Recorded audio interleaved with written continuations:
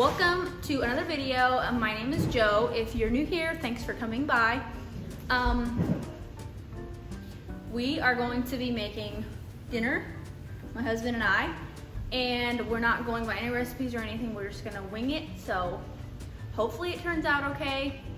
We are gonna make beef enchiladas and just toppings to go with that and stuff, and I'm gonna make some cheese sauce of some kind.